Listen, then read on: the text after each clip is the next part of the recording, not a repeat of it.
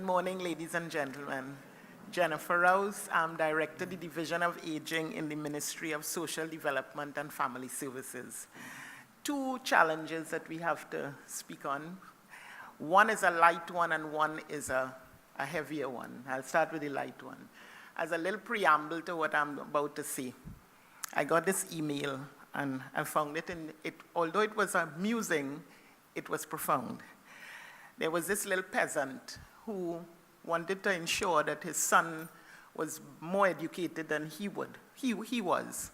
And so he realized from very early his son always liked the stars. He would like to go gazing and nature lover. So he made sure that he put aside what he could afford to have him well educated at tertiary level. And the son chose astronomy, of course. So when the son became his PhD and so and came back home to the father, they went on a camp. They went camping outside, you know. And during the night, the father woke the son and he said, what do you see? They were both lying on their back. So the son went in depth of the stars and what they were seeing and gave him all the long terms. The father said, boy, the thief we tent.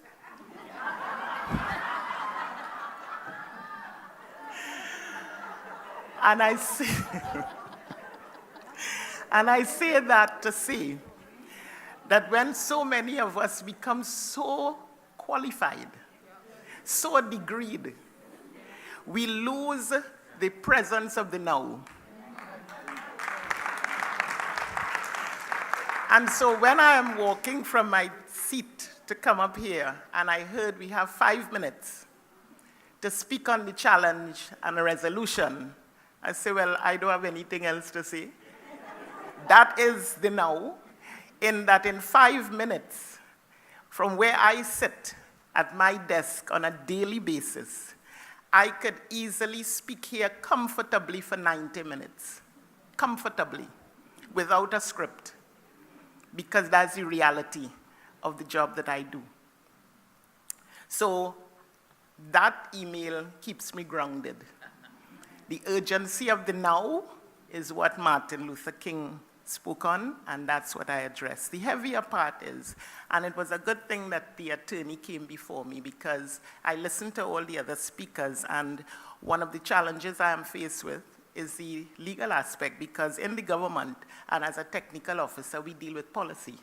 And of course, in a political arena, everything you do, you have to ensure that the politicians look good.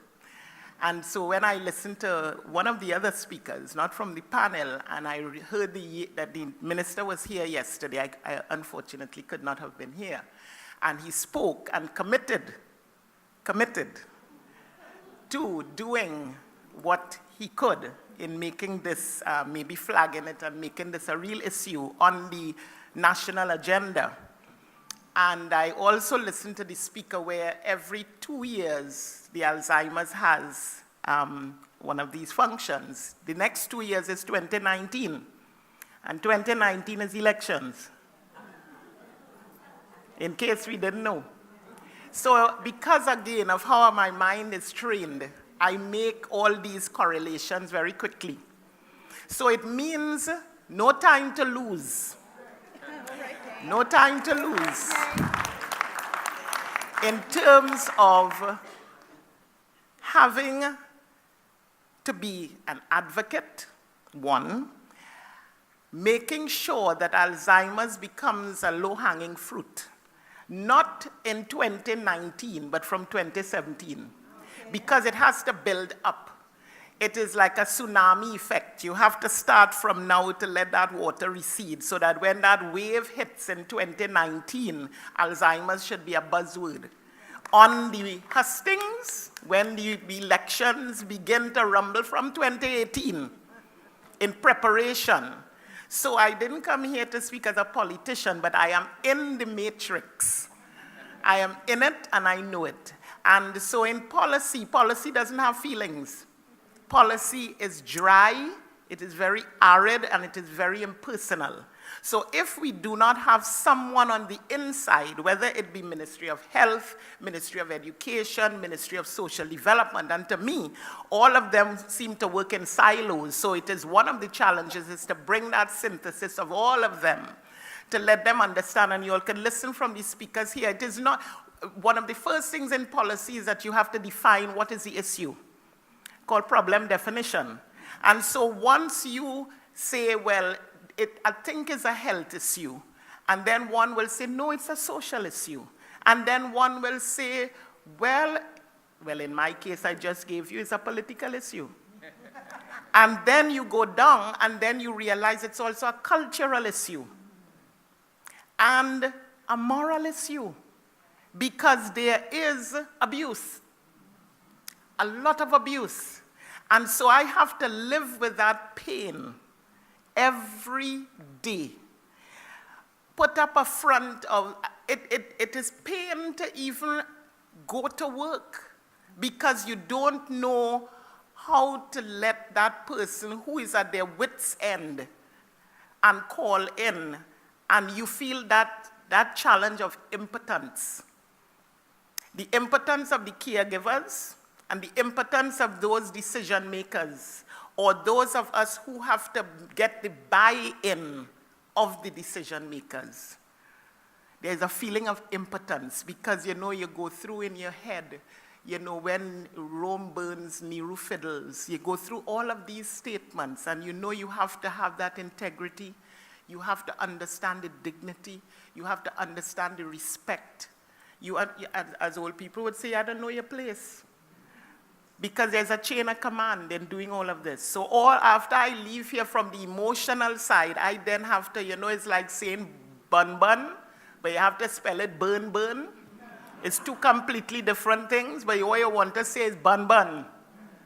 And I have to then put it in that technical jargon. So how do you bottle emotion in technical jargon? So the challenge is so when you hear, in resolving, going back to the lighter issue, in say 5 minutes to speak, what I have done over the years is invite myself to fora such as this, but I go in the audience. I don't go on the head table. The head table tends to stymie. The head table tends to limit, because we're on a time frame.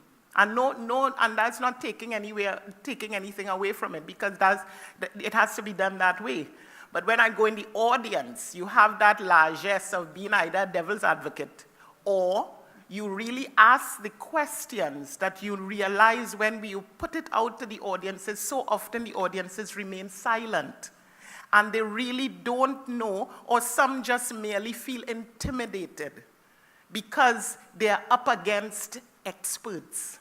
And so they don't know if they will say it the right way, if the question will sound dotish, and they remain silent.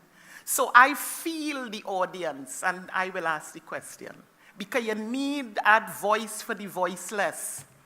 You need to know their pain. You need to know what they're feeling, and they can't put it out there. Because even our speaker who gave the testimony, she is still breaking down, but was able to articulate the essence of her message, but still she's emotional.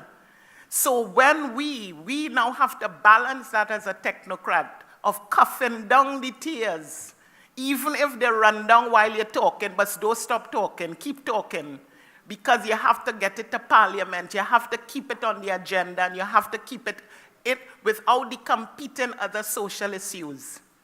How to keep it on the agenda and keep it real, so that somebody understands it. And that is one of the challenges, and that's why I will continue to speak. So that was the challenge, and the resolution is I will continue to appear at these places. I will continue to talk.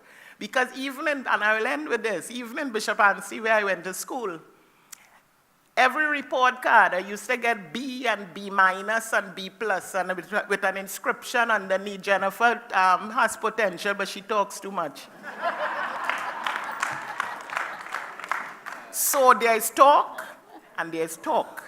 So you have to be able to choose the right fora, but you have to sell it, because there's somebody out there that you have to be able to get the buy-in.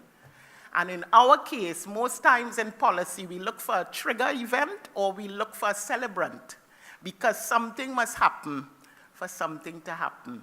So God forbid that any of our politicians, any of our ministers get either afflicted themselves or their mother or father. Then it gets on the agenda. Then it goes to the top. So keep hope alive, and I am sure I filled my 5 minutes. So thank you for the ear.